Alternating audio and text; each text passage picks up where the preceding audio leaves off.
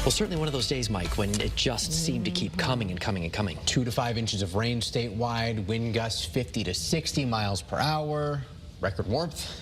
If you stepped outside this morning, it was just... It packed a punch. Yeah. We are finally on the backside of all of this, though. Improvements expected.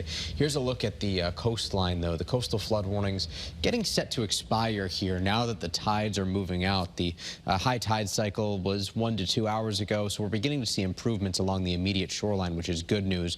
And, of course, we are still dealing with river flood warnings statewide. Many of our rivers forecast to reach the moderate flood stage. The Yantic River is the one that we are most focused on right now because at the Yantic gauge, major flooding is ongoing. It's expected to crest soon and recede thereafter with improvements by tomorrow morning. The Housatonic, Connecticut, Still, and Pomperac rivers all forecast to reach moderate flooding. Some of these larger rivers, like the Housatonic and the Connecticut, will even take a couple of days to actually reach that flood stage before receding in the mid to late week. We saw rain totals statewide well above 3 inches. Again, 2 to 5 inches is the range for most. Jim Meehan in Canaan, almost 5 inches of rain. Bill and Lynn in Bethel, over 4 inches of rain. We just got a report in from the National Weather Service, 3.1 inches in Falls Village in Litchfield County. But temperatures this morning, as we began the day, we're in the 60 to 65 degree range for most. The exception is Groton, which made it to 59. Very, very warm outside, unseasonably so. In fact,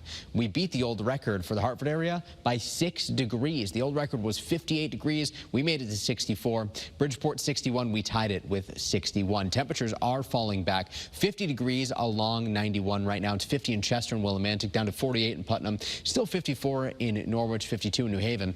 Across western Connecticut, though, look at all these 40s moving in. Northwest winds helping to transport chillier air. And behind the storm, we ended up with some great rainbows across the state. Samantha snapped this picture in Cheshire. Look at that, a nice vibrant arc across the entire sky.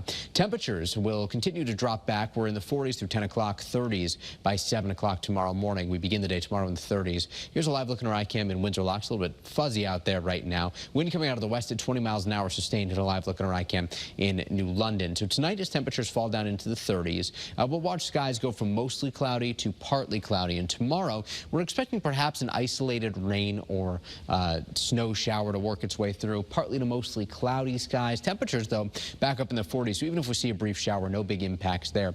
Beyond that, high pressure starts to move in for the middle of the week, take control, and we will see much brighter weather beginning on Wednesday on the First Alert 7-day forecast here. Full sunshine Wednesday and Thursday. The winter solstice, 10:27 on Thursday. Thursday is also our least amount of daylight, the shortest day of the year. By Friday, temperatures only top out in the upper 30s. We have sort of a reinforcing front that will move through Thursday into Friday. And then Saturday, well, we start to warm things back up, partly cloudy skies. Temperatures back in the 40s. Christmas Eve and Christmas Day, both forecast to be mostly sunny, with temperatures running above average for this time of year by about 5 or so degrees. So should be easy travel weather, which is great news for anybody who has plans to travel for the holidays. All right, sounds good, Mike. Thank you.